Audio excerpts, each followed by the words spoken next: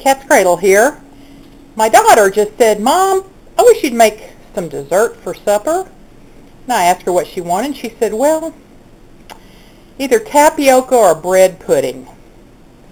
Well, it's a really hot day. I think it's about 93 degrees and my air conditioner's really straining. And I did not want to stand over a stove to make tapioca, and I didn't want to heat up the oven for bread pudding. But then it came to me, why not just put the bread pudding in the solar oven? So that's what I did. I mixed up a batch of bread pudding. Being frugal, it was a perfect time because I had two hot dog buns that were over the hill that needed to be used, a couple of hills from a old loaf of whole wheat bread, and a piece of French bread left over. I just tore those up and mixed it with my eggs, milk, vanilla, sugar, salt. I put some raisins and coconut in it. It's in this dark pan. That's the best kind to use with a solar oven. You want it, you want whatever you're cooking your food in to absorb the heat, and dark is better. You don't want anything reflective. So this little pan is just perfect. I'm going to take it out to the solar oven. She actually hauled it out for me. It's not very heavy, and she doesn't weigh very much. She's only 10. She's a little wisp of a thing, but she was able to haul it outside and set it up. She knows how to set it up so that it faces the sun and you have the even amount of shadows on all sides of the solar oven. It's been out there about 30 minutes and it's up to 300 degrees, so I'm ready to go outside. I'm going to put this in and I will show you a little later when it's cooking. This is PrepperA. Here's the bread pudding my mom's making for me. We just put it in the sun oven, and as you can see, it's 300 degrees. We'll come back in a little while and check it. Okay, it's been about 2 hours since we put this in the oven. I think it's just about ready. I'm going to check it in a minute. The temperature's dropped to 250. You can see there's a fog on the window. Of course, anything you're cooking that has moisture in it, which everything will try to escape and cling to that window. You can wipe that periodically to allow the sun, the rays of the sun to get in a little better. We're going to check this. I think it's just about ready, and we'll show it to you when we bring it in. PrepperA back here. We just took the, oh,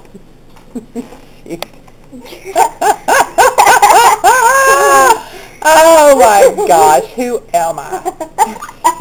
Should I cut it or leave it in? Cut it.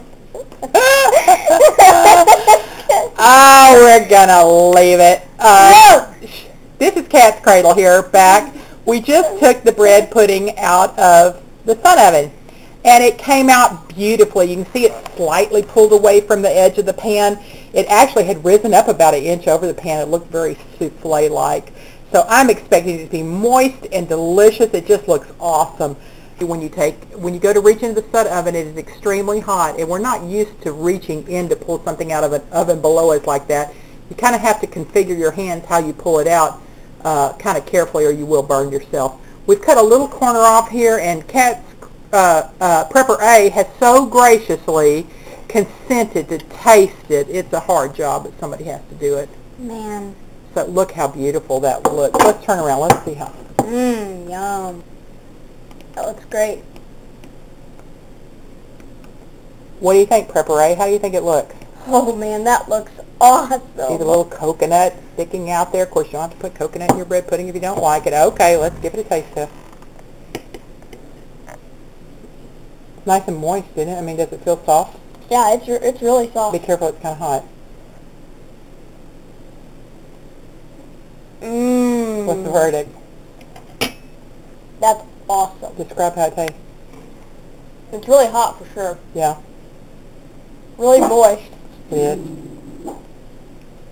Moister than I thought it'd be coming out of the sun oven. Yeah, that's great. Okay, well, that's great.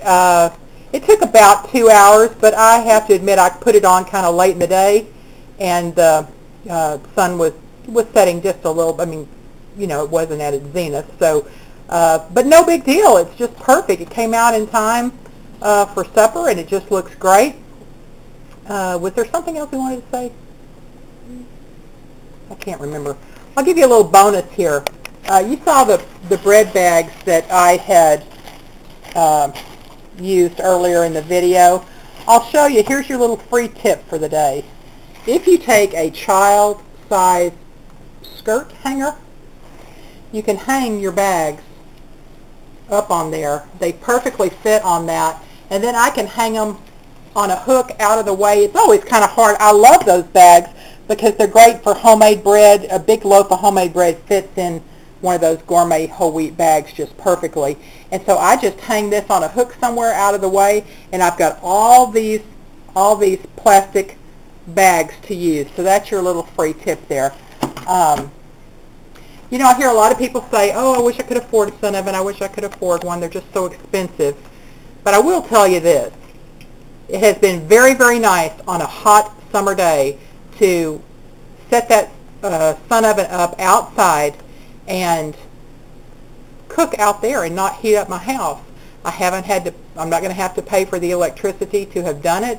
The sun's free for now, and it's just a great way to cook. They run about $250. I think the investment's well worth it, and if I had to list my top 10 items for prepping, a sun oven would definitely be on it. Not only can I cook out there, I can purify water in my sun oven. It's just a great thing to have. I hope if you don't have one, that you'll consider getting one. I have a friend that picked up one at a garage sale for $5 last week. Unbelievable.